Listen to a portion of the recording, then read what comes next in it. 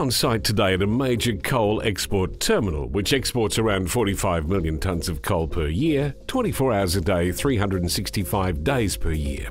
We are preparing to lubricate the 30mm luffing ropes in one of the ship loaders with the new Viper Mark II wire rope lubricator.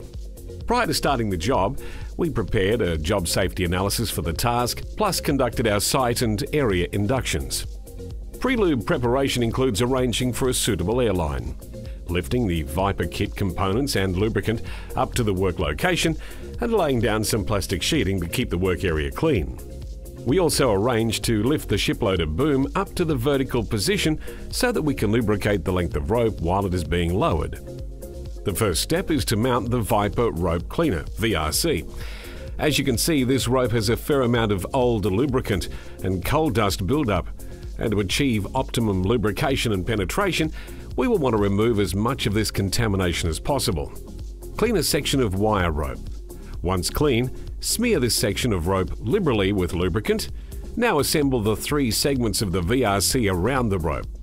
These are held in place by the heavy-duty stainless steel clamp. Once clamped in place, move the VRC up and down the rope section to ensure it is moving freely. We do not want to clamp it too tightly. Now fit the Viper Mark II collar to the wire rope. Open the collar and clamp it round the wire rope. As you can see, the new Mark II with the cast handles makes this task a simple and quick one-man operation. Once the collar is in place, tighten the toggles firmly by hand. Do not over-tighten. Moving over to the Viper Mark II pump, as we mentioned in the assembly video, each site has their own type of airline fitting, which you will fit on site. Fit the male fitting to the air regulator. Ensure the air control valve is in the off position and the lubricant control valve is screwed all the way in to the off position. Now connect the airline to the pump and adjust the regulator to 80 psi or 550 kilopascals or 5.5 bar.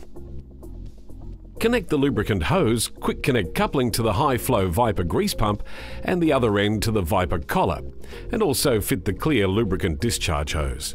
The Viper collar is held in place by the retaining ratchet straps and D-shackles.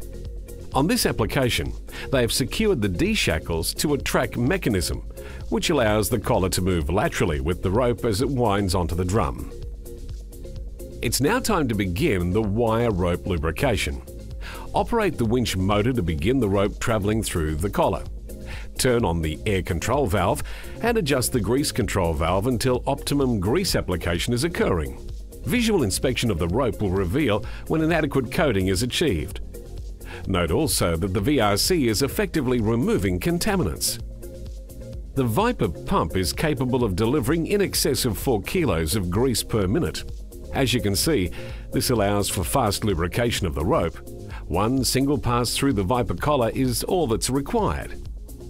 We will now slow down the footage to show the whole process at work. The dirty rope enters the Viper Rope Cleaner and is cleaned, and then lubricated through the collar, with the finished rope exiting the collar. Now let's have a look at the finished product on the wire rope drum. It's worth noting that at this site, prior to the Viper being introduced, it used to take 2 men, 2 days suspended in a crane bucket to lubricate these ropes every 2 months. Now with the Viper, it takes about 2 hours and they have only to relubricate every 7 months. Huge savings in time, labour, lubricant, plus safer for the workers. Not to mention the increase in productivity for these shiploaders.